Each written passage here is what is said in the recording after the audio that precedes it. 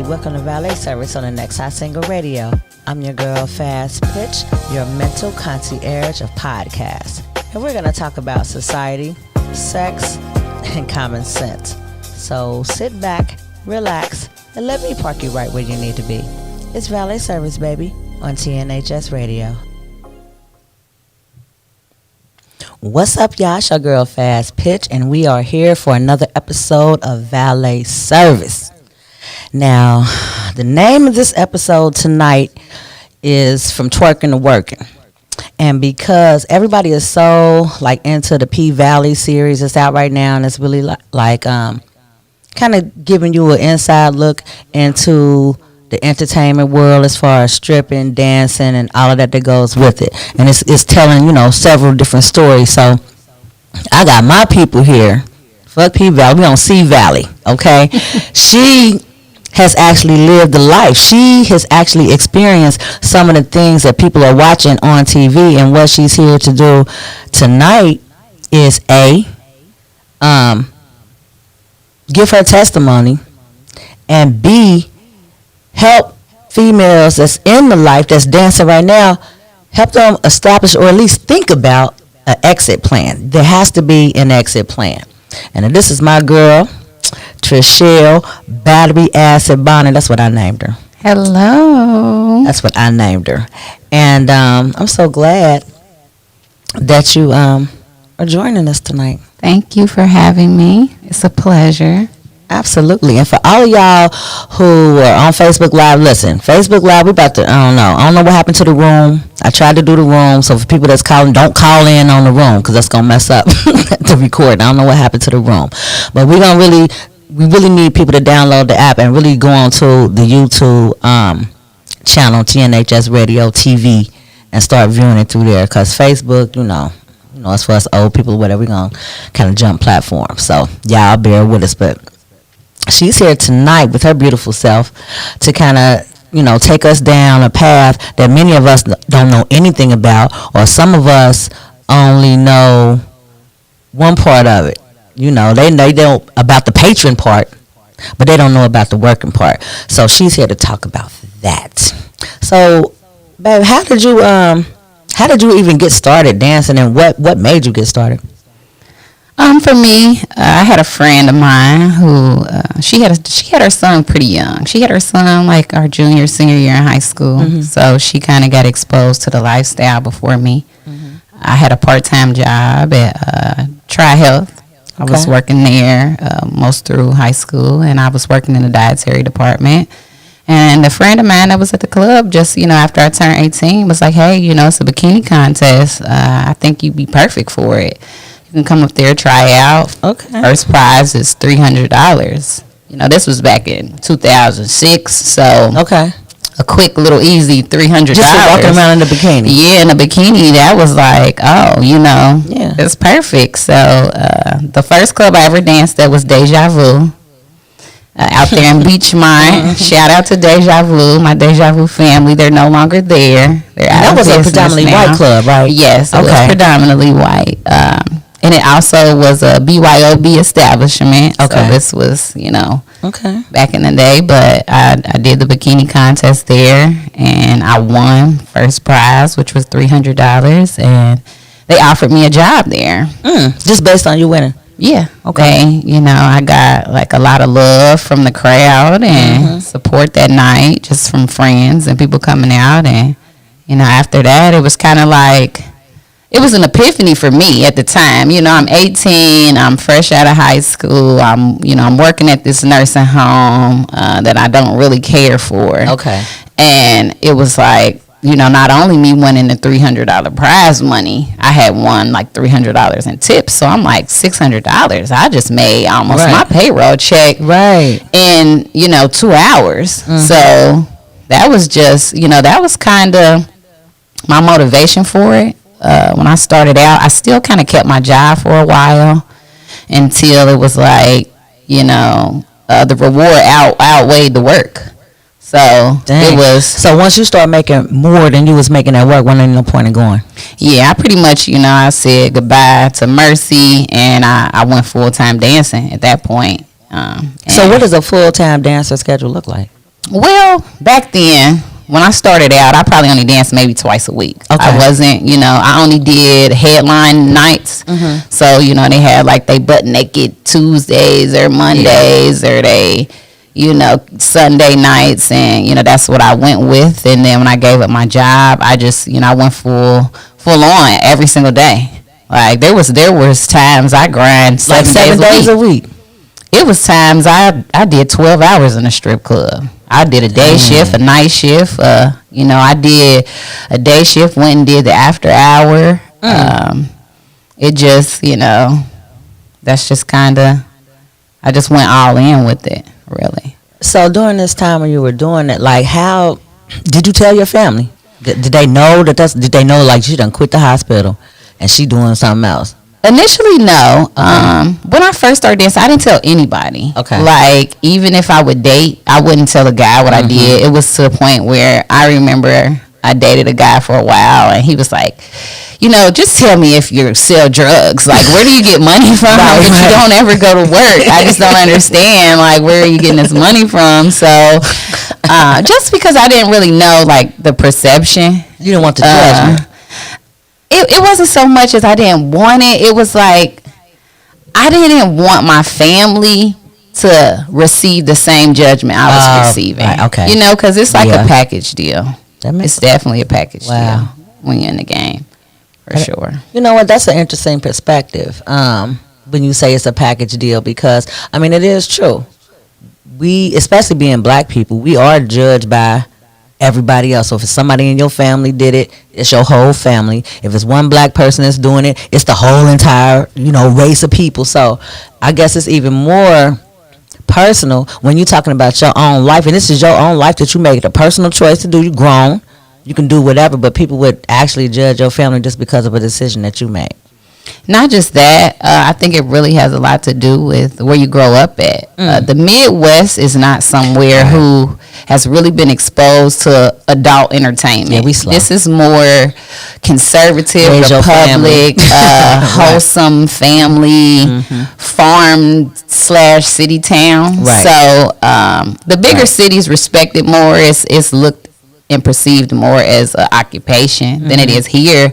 And I just think, like, being from the Midwest, it was kind of, people just think, you tell them you're a dancer, you're a stripper, they instantly think of Players Club.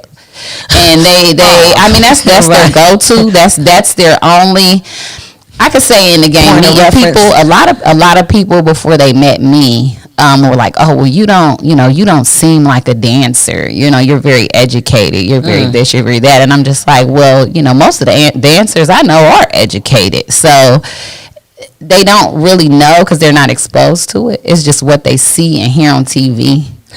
So a lot of people probably think that women are dancing because they're uneducated. They don't have another way out. They can't get a job. But you said you had a job. Yeah, absolutely. So that perception, that's out the door. So just being judgy, people just judging like, oh, well, they must be doing this because this, or they must be doing this because they don't have a good family structure, or they must be doing this because of whatever. And not everybody's story is the same. I think some people just, perceive it as, oh, you want to display your body, so you must be non-intelligent. And I can say for half of my career, I danced in a bikini.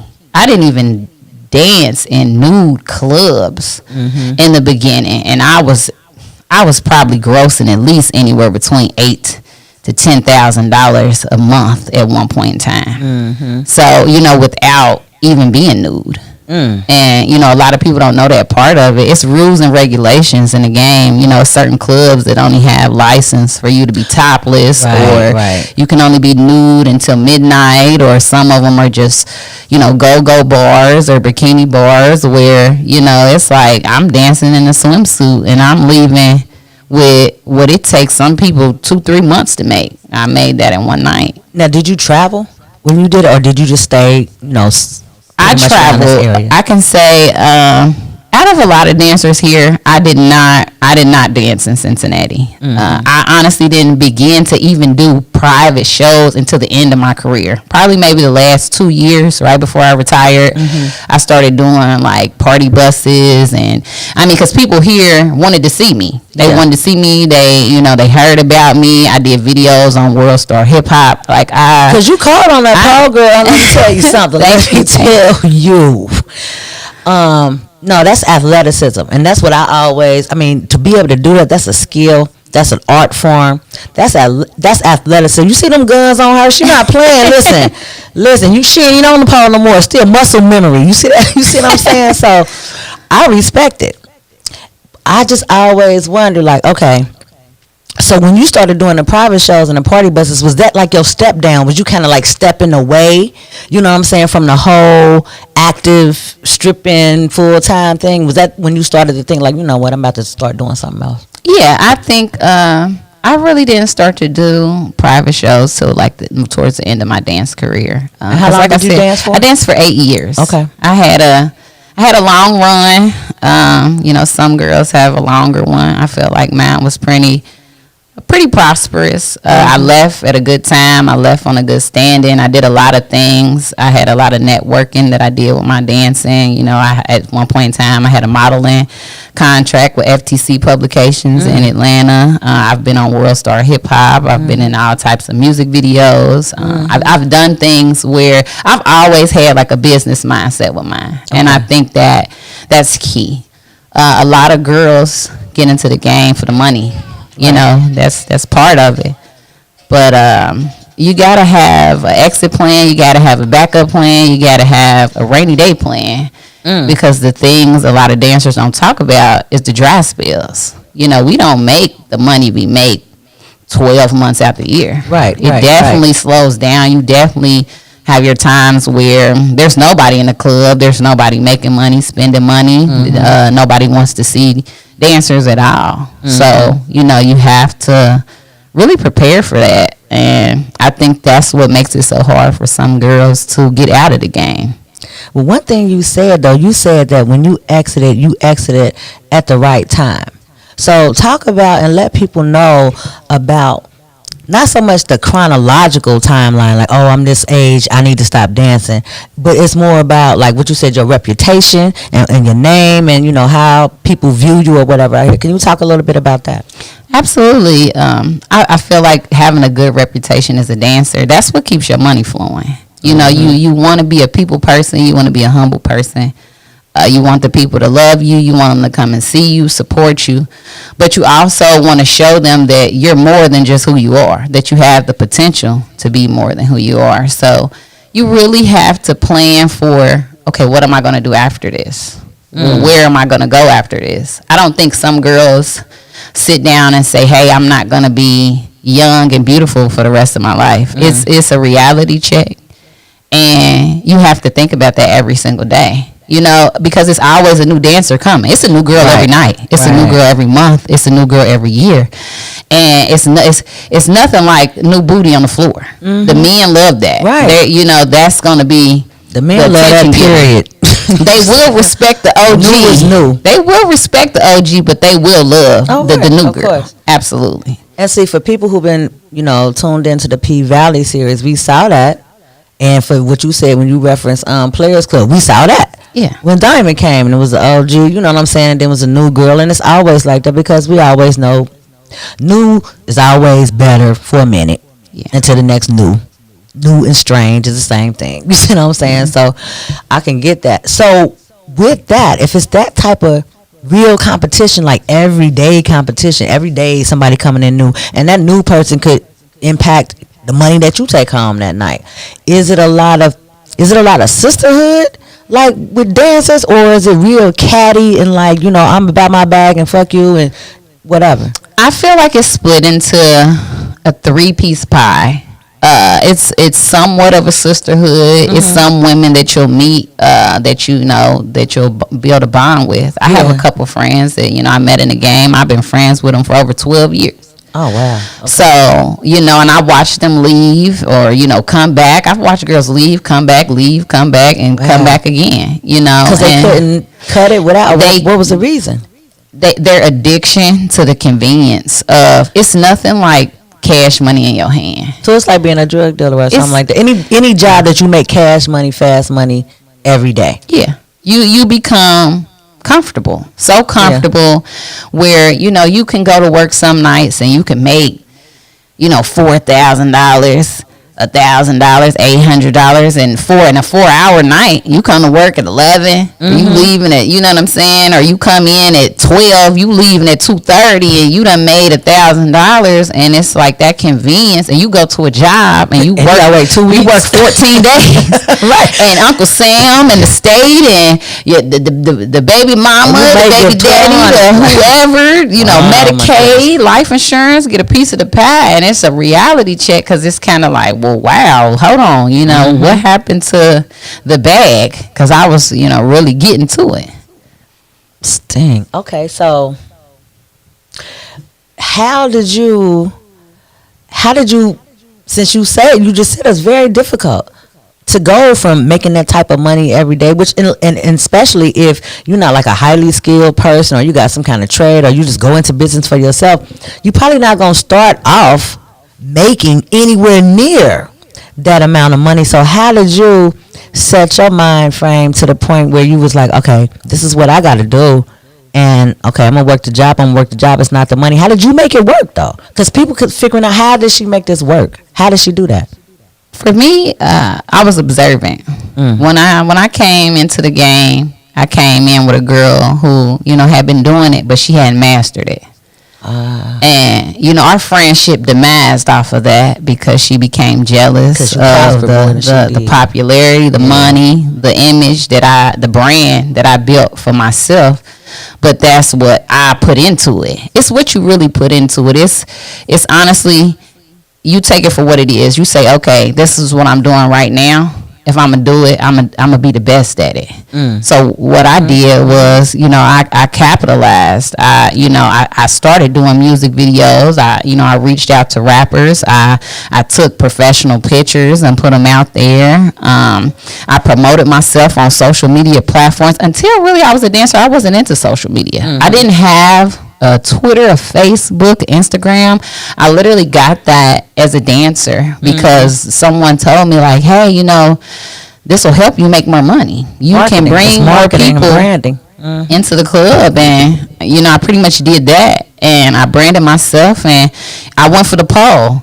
That's one thing right there. You know, if I give the advice for any of the girls in the game, you can be a good twerker, but you won't never make no real money unless you're a pole monster. You never will. Yeah. And those are your easy nights when you do a 10-minute set, and that's all you got to do. You can leave. You started off in the white clubs, so that's what they was used to.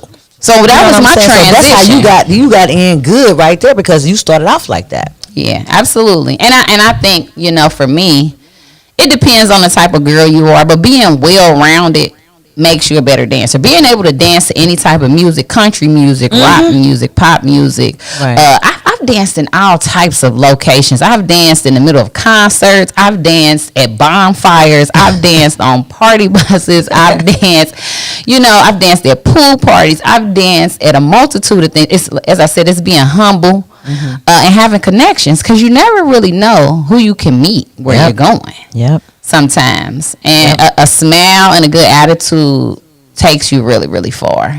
Some women, I think, let the money determine their attitude. Once they start making, you know, a couple $100, couple $1,000 a night, their nose gets stuck in the air. And they forget at the end of the day, you know, this career is looked upon as being demeaning and degrading. So you definitely have to humble yourself. You are exposing yourself. You're putting yourself on a platform for judgment. And that's like the hardest thing of being a dancer is accepting rejection. You have to be able to hear, you're not pretty. I don't like your body. I don't think you're beautiful. Or no, just flat out no. You know, and that's hard to hear. Sometimes you'll hear that. You know. Well, hold on. Lynn Corey Renee said you look amazing. So, fuck what they talking about. And she said, shout out to FTC. Thank you. Thank you, Koya. Yeah, okay. So rejection is a big, I mean, that's any part of the entertainment industry, right? Whether you're an actress, an actor, a dancer, or whatever, you auditioning. You want people to see and say, yeah, this is the person that we want to represent us for this night, this brand, this company, whatever. And you got other people that you're competing against, and depending on that person's eye, they may have a racist eye, they may have, you know what I'm saying, whatever, a colorist eye where I just only like light-skinned girls, I only like big titty girls, I only like whatever. So you got to constantly reinvent yourself in a way. Absolutely. Okay. As a dancer, you have a million looks. Hey, Sparkle. You have to have a million, and then something looks. You got to constantly reinvent yourself. Sometimes you got to change your name. I did that in the game. So what was your dancing name? Initially, when I first started out, so and any of my throwback girls listening to me, you know, Angel. That's who I will always be. That's what I started off as. But I reinvented myself and I changed my dance name to CC Jolie. I wanted something that just was a little bit more catchy, a little bit more, you know, people hear and they're like, wow, CC Jolie, like, who is that? You know what I mean? It was a little bit more enticing and original. You know, you might meet 1,000 angels, but you only gonna meet one CC Jolie. You're not gonna meet another one of those. You know, that's something that's self-made and branded too. Please, people, don't try to steal that. Right. She ain't got her stuff trademark. You wish you would. Go ahead, give it a bag if you want to try to take it. So let me ask you this. Now, this is the thing right here. How did you talked a little bit about how it impacted, like, your family relationship, like you really didn't want to tell your family because you didn't want your family to be judged. How did it impact your personal relationships, though? You know, in the beginning, I didn't really, I dated a little, but I kind of ran from love. I ran from commitment. I was afraid, you know, I felt like I couldn't really find a guy that was secure enough for me to be with in that game. I mean, because depending on the type of man you have and what he does for a living, he's basically, you know, he's kind of standing in your shadow and your limelight because when you become a dancer and a popular dancer and a well-respected one, you know, people, they want to meet you, they want to hang out with you. When you're at Kroger, they want to hug, they want to say hi, they want to, you know, it's separating the two. And sometimes you have to remind people that, you know, like, I'm CC Jolie there at home. I'm Trishelle when I walk out that door. Right. And you got to turn it on and turn it off.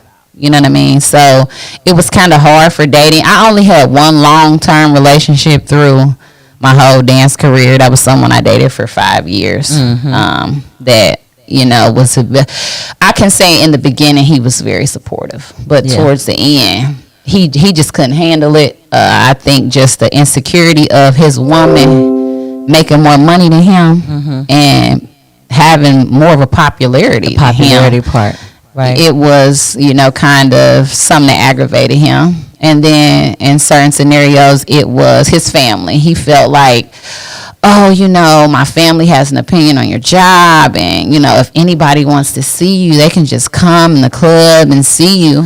So he didn't feel like you were exclusive enough for him. Right, but it was something where I was, you know, I felt like in that relationship, I constantly had to prove my loyalty, prove my love, and it was what I was trying to. Because of his insecurity. Absolutely, and I had to force him to understand this fantasy ain't free. Right. It's something that I'm selling. Yeah, people can come in this club, but they won't get it unless they pay for it, and that's the difference. You're getting it every night because I love you. Tell him, boo. Damn. So. But at the end, he still couldn't reconcile it. At the end, that was just something that, it was a time where it was like I stopped dancing for a while just because I felt like it made, you know, my man feel some type of way. I sacrificed, you know, my jobs, money, opportunities for his security to make him feel better. And those are actions that I absolutely regret. Like, reflecting back on them, I just feel like, you know, just being young and in love, and I should have never did that. I should have, you know, just been like, if he's not with the ride all the way, let him get off. Yeah, he wasn't. He was just, he was for the season or whatever. He wasn't for the long term.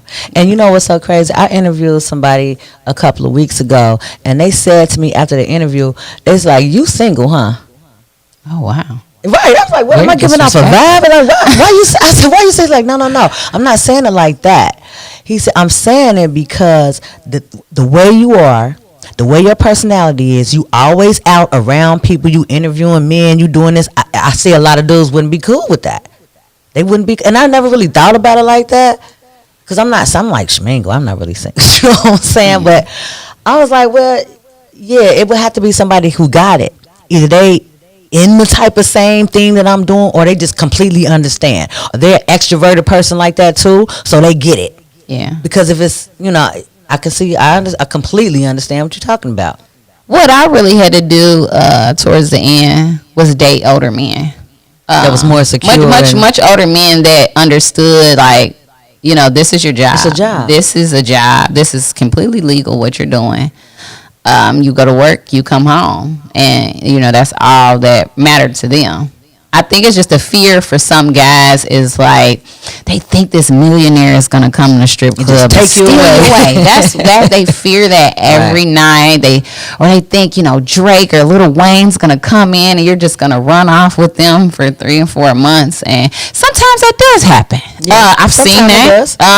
Sometimes it does. I've absolutely seen that. I've absolutely been in those positions with those opportunities to run off with a celebrity or a ball player or a football player, and it's just all on.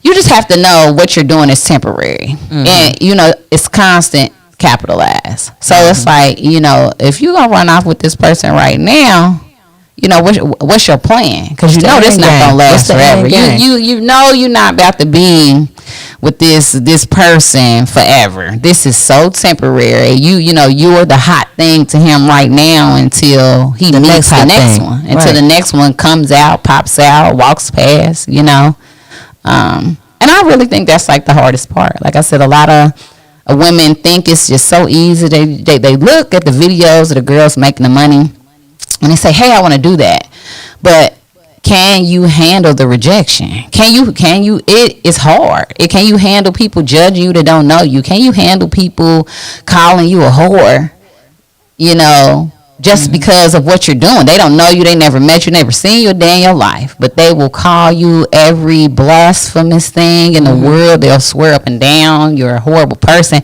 Meanwhile, they doing way worse stuff in their private life.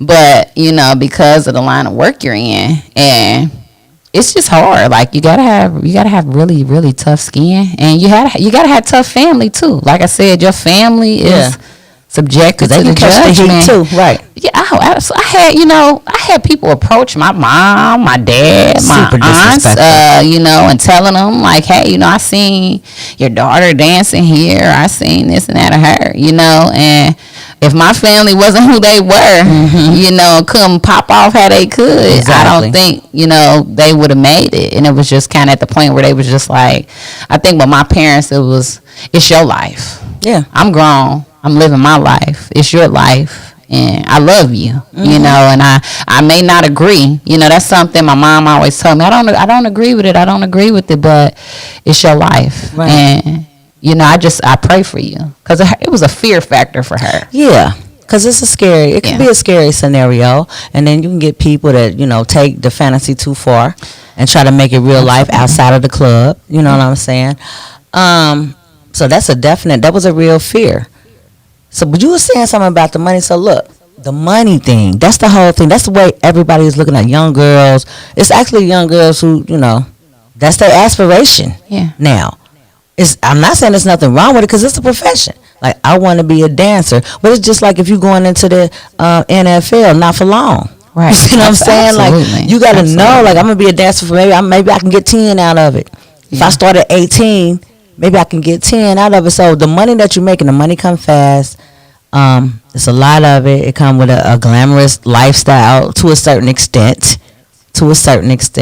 So how do you make that transition? How do you go from like being the person of everybody's adoration. You hit that stage, you see Jolie, here you come, people, they throwing money just from before you even do anything. And then you go from going to work, swipe your badge, you might get a good morning. You know what I'm saying? Get in your little cubicle or whatever you doing, and that's it. Like, how do you make that transition and be good with it? Because you good with it. And I done seen the progress. I remember when you told me, like, sis, I'm about to do something. I'm about to really do something. We had good conversations about how you was going to do it. And I literally witnessed you doing it. Witnessed you do it. But that had to be a hard transition. For me, it was a hard transition, but I kind of grew tired. I grew tired of the lifestyle. I grew tired of the traveling. I grew tired of the judgment. I just grew tired of the whole thing, and I wanted something more comfortable, more consistent. Dancing is just a life on the go. If you really want to make some money. Yeah. Any girls that if you think you're going to work at the same exact strip club your whole dance career and come up, you're not. You're going to stay in the same place, and you won't ever climb out of that hole because you're not branding yourself. You're not putting your face out there. You're not putting your name out there to get calls, to get other options for you to get out of the game. You have to put yourself in a position to get out of the game. You got to want to get out of the game.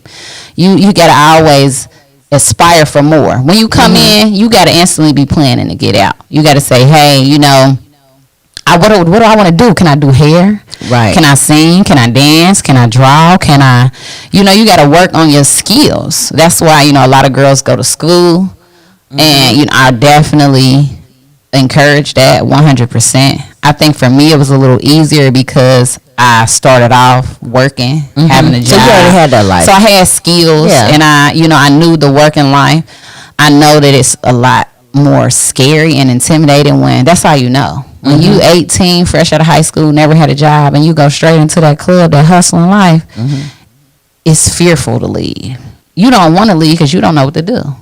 You don't know how to wait on a check. You don't know if you're how to budget your money because you don't have to if you're getting it every day. Really, I can say that's major key. Most dancers are terrible with money management. It's a very small amount. I've watched some girls make $8,000 in one night and still not have a car. And that's crazy because that's where the pimps come in. Because they see it. And still not have an apartment. Still not own anything. Wow. Ever. Wow. I've watched that. And that's probably 70% of the girls in the game. They got these bags, these clothes, these shoes, no equity. No home, no apartment, no condo, no car, no nothing. And they living from come up to come up. It's like a person living from paycheck to paycheck. They're not. It's a different paycheck. They're not planning and they're not investing in themselves. They're never stacking their money. And that's one thing I always tried to teach the younger generation coming into the game. When I was in the game and I was looked at more of an OG, and I'm like, save your money. That's the first thing I tell a girl to start. Baby, save your money. Get you a little summer job, a little part-time job. Get you something else to keep it coming in because it's going to slow down. That money you been making right now, you hot right now, but you going to fizzle out. We all do. You got to humble yourself. You gonna have your time to shine. But then once that light go out, now what? Now what you going to do? Now what? So let me ask you, because you started back in the early 2000s, before, everybody was on, wasn't no IG then. You know what I'm saying? Like, how has social media and the OnlyFans and all of this different stuff and the Pornhub and all of this different stuff, has that impacted the game in any way or not? Is it just part of it? Is it just an extension? I think it's been an extension. Okay. It's impacted it in a positive way and hurt it. Because back in the day when I first started, it was either you was a stripper or a porn star. That's pretty much what it was. It was to the point where I remember, porn industries would come in the strip clubs to recruit girls. That's where they, preyed on women found women to do movies and try to convince them, oh, you know, this little money you making. And you was just dancing, now you fucking for the money. Yeah, this money ain't nothing. I could take you somewhere for 45 minutes and you can make way more than what you make. You know what I'm saying? Yeah. So it gave them, you know, more opportunities and platforms. Because, you know, the game is scary. The glittery part is the glam, the beauty, the makeup, the hair, the clothes, you know, the popular men, the rich men, the celebrities that want you. But the scary part is your life. You can lose it. Mm-hmm. It's people out here that want you to die. It's people out here that want to rob you, that want to hurt you, that just want to wish bad on you. And a lot of people don't talk about that. You know, I've been in scary. I've almost been robbed a couple times. Really? You know, doing it. Doing a private show or something? No, like just young. I mean, some people come in the club, they pocket watch you. They watch you. Yeah. You know, they like the club. They watch you all night. You know, and some people they snatch your purse in the club. Some they follow you to the car and put the gun to the back of your head, and it's either you gonna give me everything or you gonna give me your life. You know, and it's many girls in the game that I've lost. I know a few girls that's lost their life in this game. You know, doing private parties or just traveling or just putting the money before themselves. You know, at the end of the day, you can't put nothing materialistic. Your life is irreplaceable. It's only one you. Mm-hmm. So, you know, if somebody want it, if they want to take your car, your bag, your outfit, your dance name, let them have it. Let them have it. You can always get that back. But you can't get yourself back. Your family can't get you back once you're gone. It's just you. That's deep right there. I hope y'all listening to this. Like, we got a lot of people that's tuning in. People is asking some questions. We already answered the one question, I think, from Koya. She was asking about how did you make the transition? Because she was, you know, just wanted to know if you used to making fast cash, how can you go from, you know, making that to a bi-weekly paycheck? So I think we kind of went over that point. But you was talking about the violence part of it that we don't see because it's more glamorized. You know, everything about stripping and dancing, this is what I will say. What the internet has done for the whole sex industry, period, it has made the sex industry pervasive into almost every aspect of our regular lives. Because as you know, stripping is influential in fashion. Mm-hmm. It's influential in hair.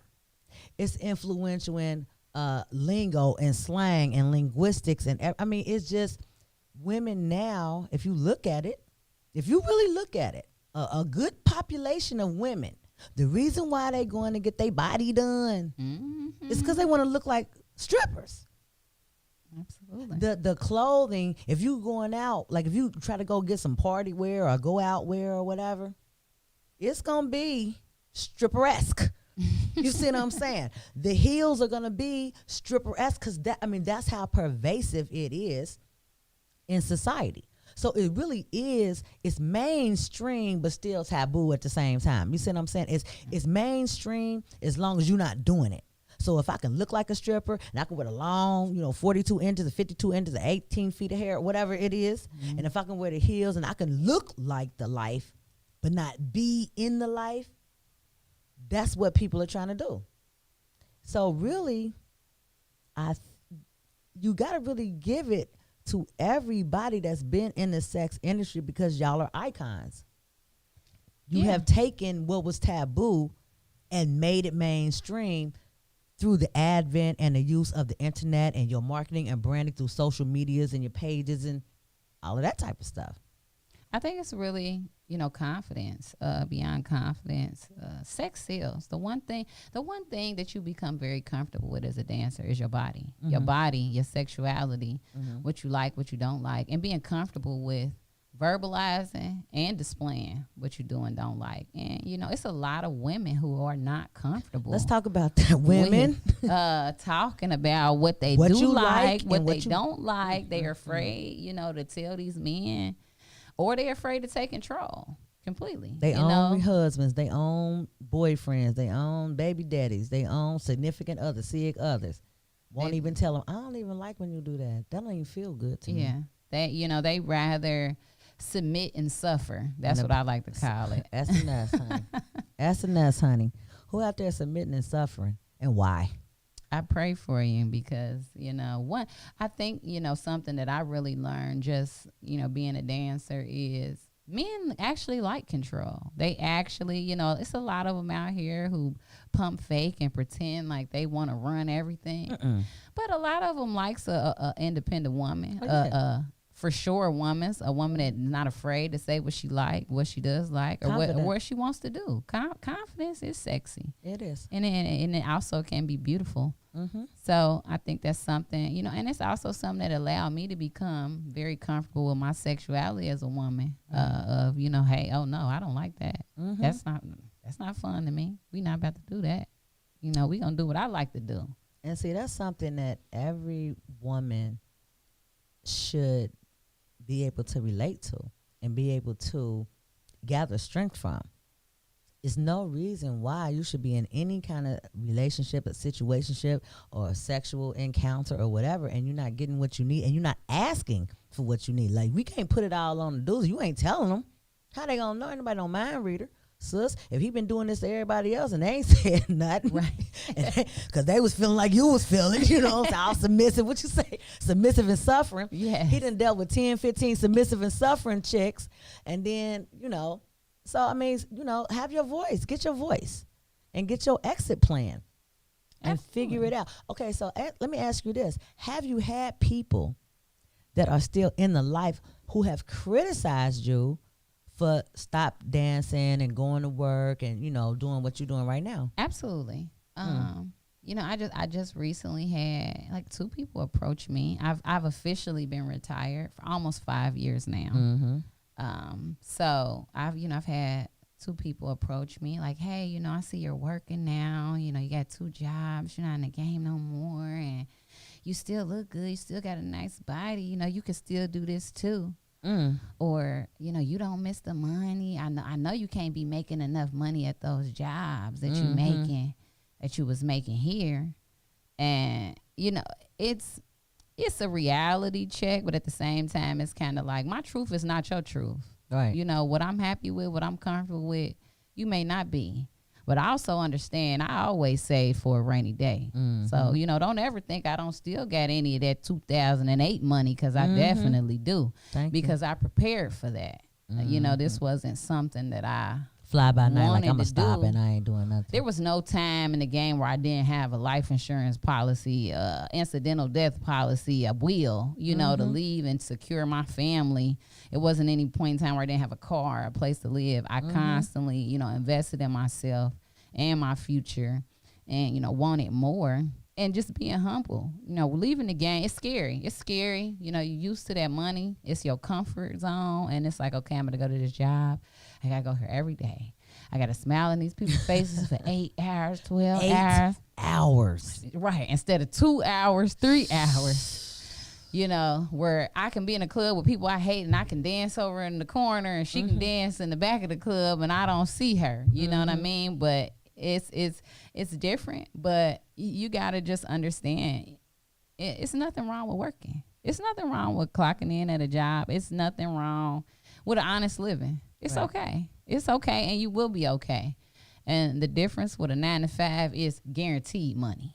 The hustle ain't never guaranteed. You can lose what you making at any given time. There's too many variables in it. Yeah, absolutely. You can break your leg. You can't dance like no more. Like the one chick. Ain't no workers' comp. Is it workers' comp? Absolutely not. See? You are, when you dance, you are officially an independent contractor. 1099, so baby. There are no safety clause when you dance in any strip club. So if you hurt yourself, you will not get any money. You signing waivers and everything. Yeah, you will not, get any money whatsoever. Because understand the strip club gonna always protect themselves. Right. They're gonna protect themselves.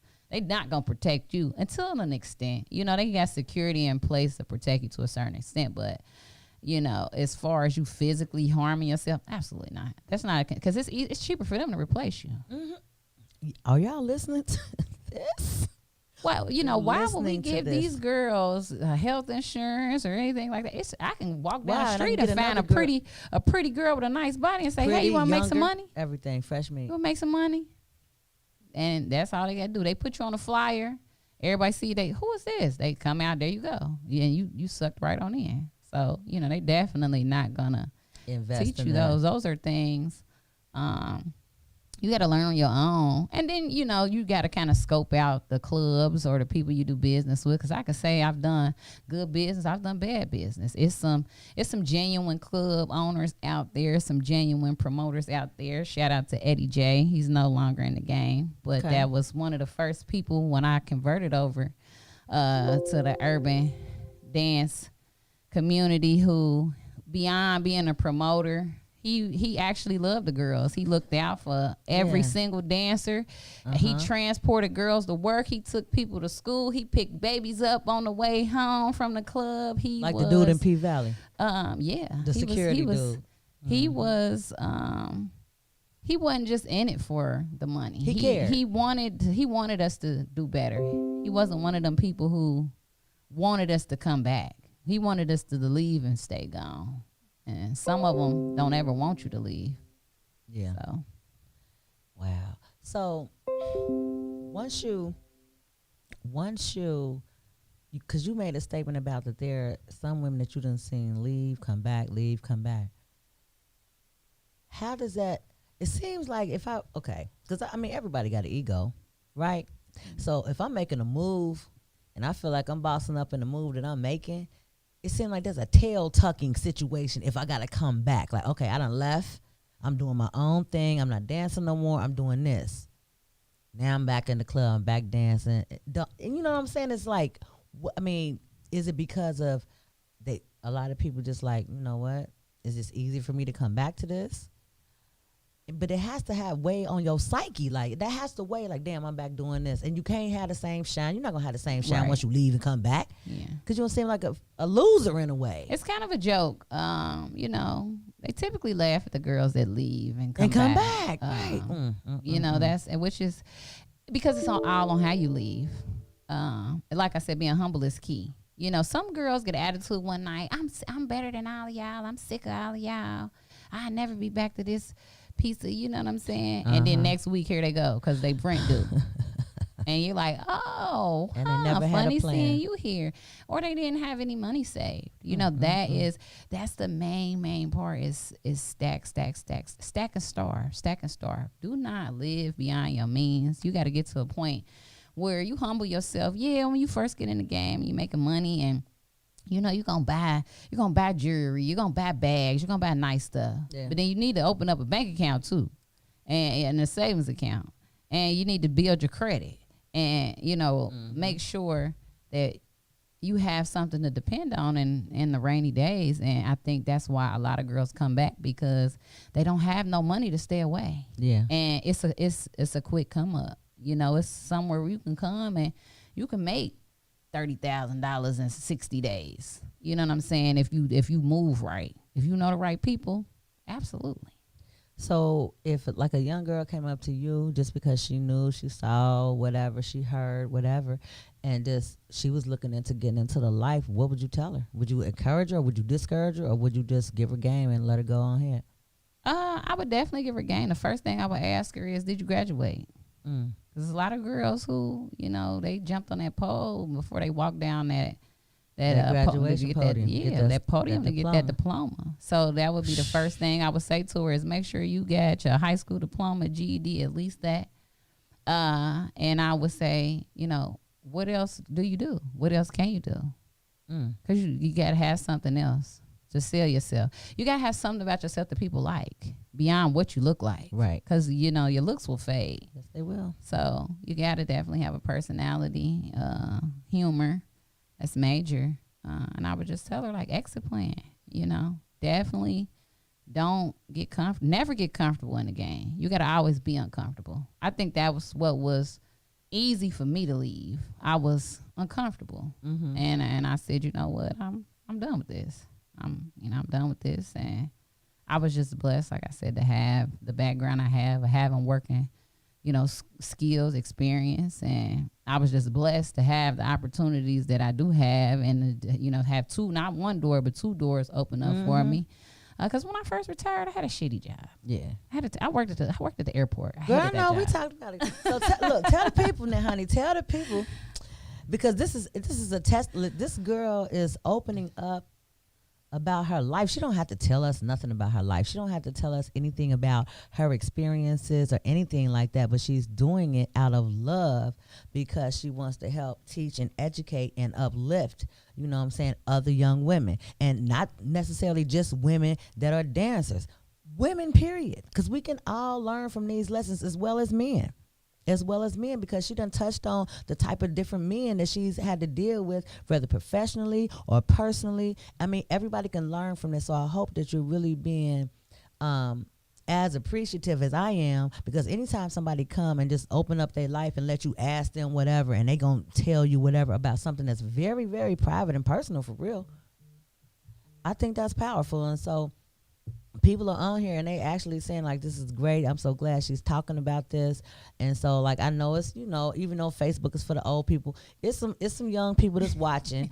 And guess what, it's some of y'all's kids and grandkids out here that's dancing, you don't know. They got their OnlyFans page and you don't know. They doing all kind of private little stuff and you don't know. So you need to peep game and soak up some of this game so you know how to deal with it.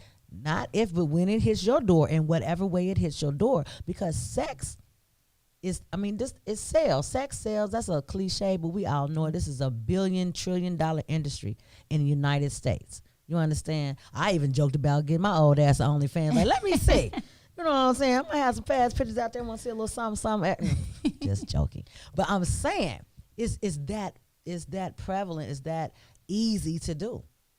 And so, you know, people need to check that out and be mindful. I think now it's even easier to get into the game than it was back then when I got into it. Because back then, you know, you had to either have a real pretty face or a real nice body. You couldn't now. As long as you can pay your tip out, they gonna let you dance. That's where the game is at now. They don't care, you know, what your face look like, butterface, whatever. Butterface, though. If you can pay that tip out, you can put them glass slippers on and you can walk on out there. But back then it was, you know, I had clubs I worked at that did full on body inspections before they let you work there. You come in and, you know, say you want to audition and they say, okay, strip down right now. Let me see you. And you know, you gotta be comfortable with that. Yeah. And some places will reject you. They say, no, you know, you too fat, you too skinny, I don't like your breasts, I don't like this, I don't like that. I had clubs reject me for tattoos. I had a very upskilled diamonds in Dayton. Oh, you know, yeah, diamonds. Reject me.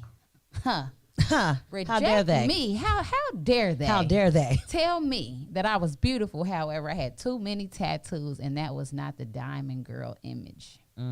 They were going for a more classy, sophisticated image, and I was like, oh, okay. You know, I never knew that.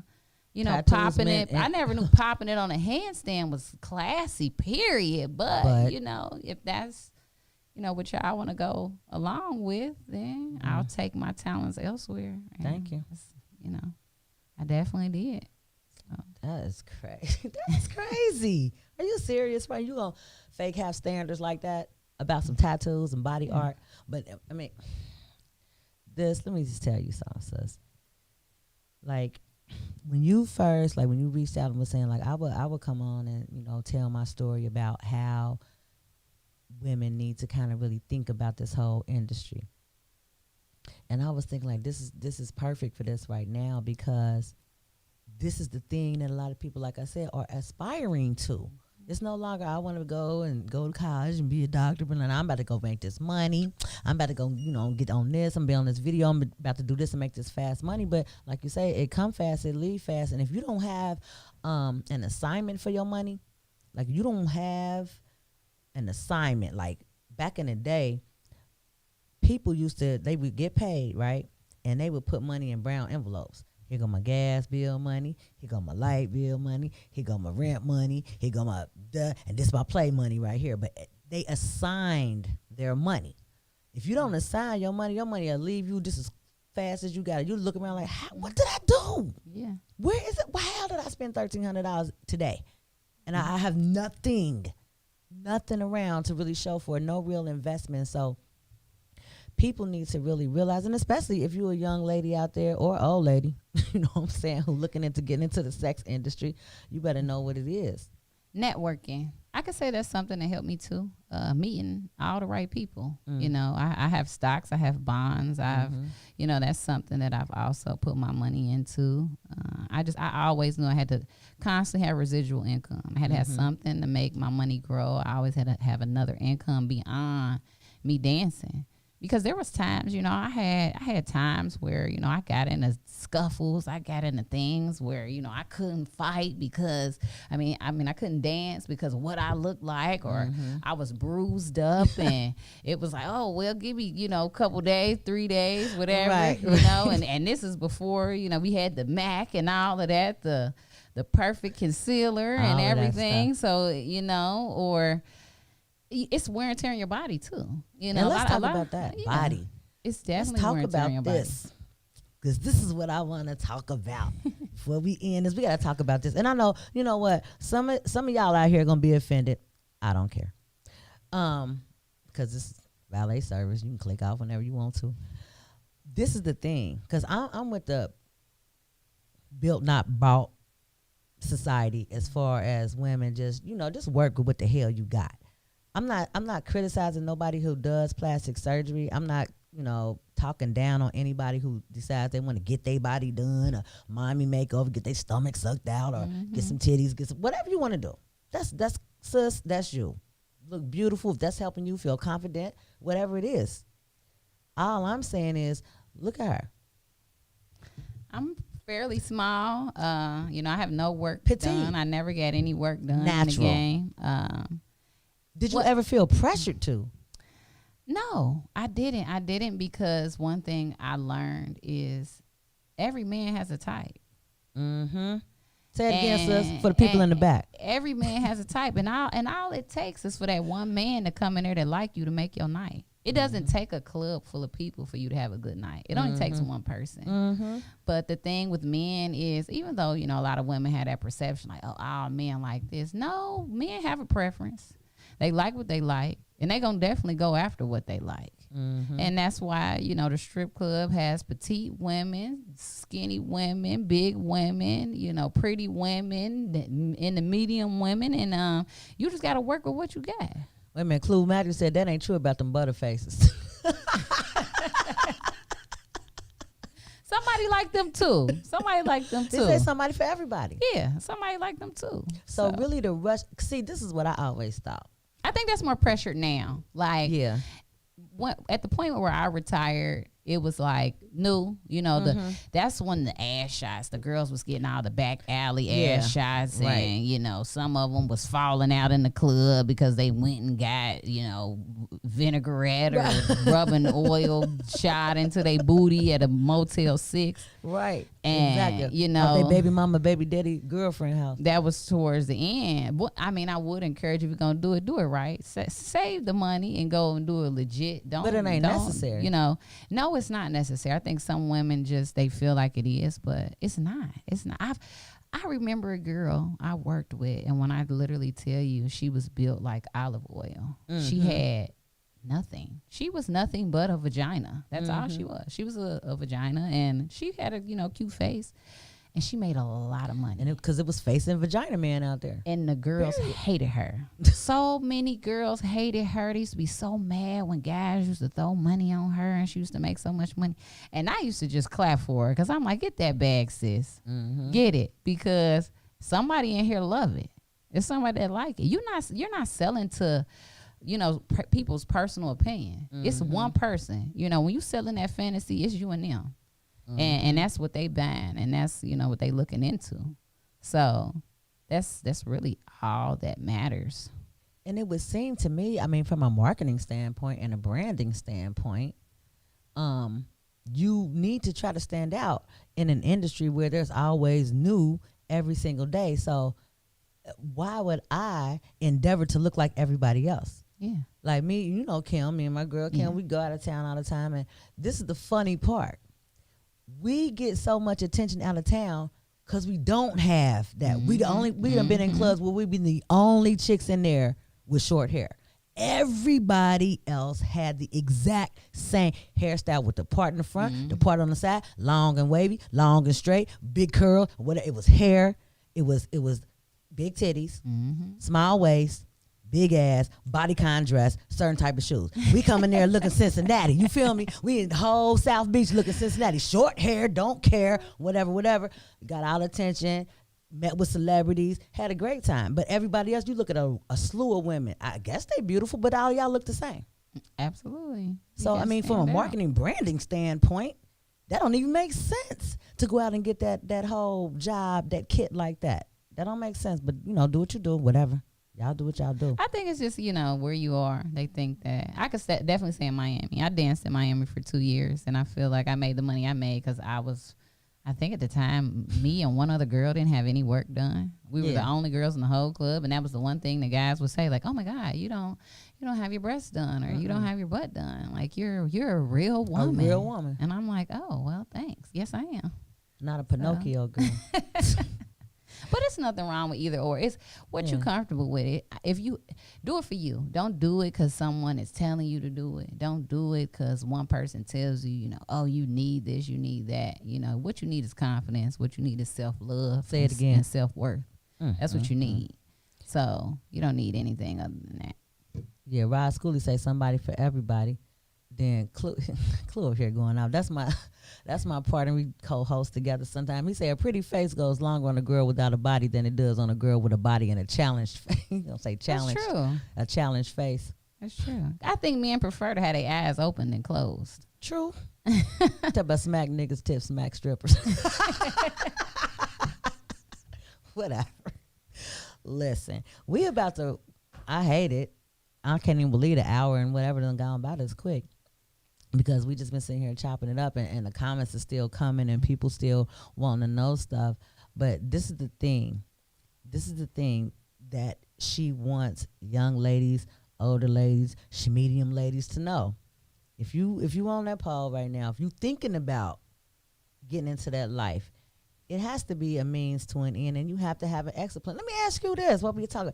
Are there any female strip club owners? You know what? None that I've ever met. None that I've ever met other than in Kentucky. I've met one female owner. She owned like experiment rhinos, but I think it was like passed down through her family. Okay. So it's her granddad. A lot of house moms, a lot of managers. I could say a lot of. But no owners.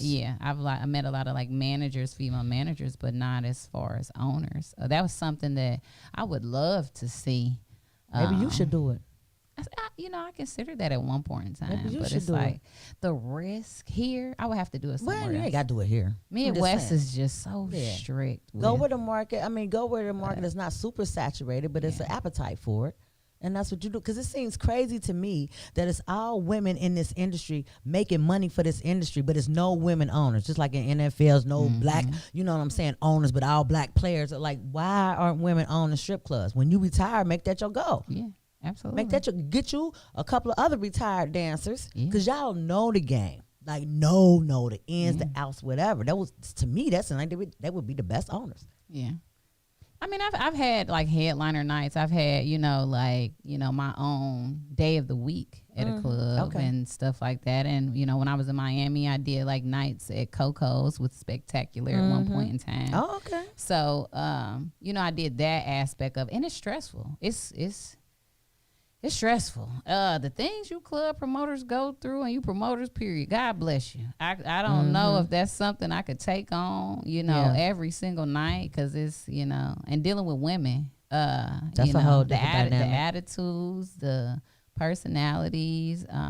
It's a lot that goes with it. It's something that a challenge that I possibly could take on. Just think about it. A lot of owners don't manage. Yeah, they don't because you own and you let everybody else take care of it. It's a woo. Well, girl, let me know because I'm looking for a good investment. So listen, This show, as every show that we try to do here on TNHS Radio, download the app, YouTube, TNHS Radio TV. IG, the Next Hot Single Radio. What we try to do is with every show, no matter what the content, no matter what the topic, no matter what the guest, we try to bring you something that you can use in real life, in real time. not some fantasy stuff or just some intellectual thought that sounded good on paper. We trying to bring you people that's going through real life experiences so that you can learn. We all can learn. We all can grow. That's the whole point. We always striving to do better. That's what we doing. That's what we doing. So I want to thank my guest, Miss Trishelle Angel Battery Acid Bonner. Thank you for having me. Yeah, for coming out and sharing with the people. We about to sign out. I'm your girl Fast Pitch. We'll be back next week. This is the Next Hot Single Radio. Peace.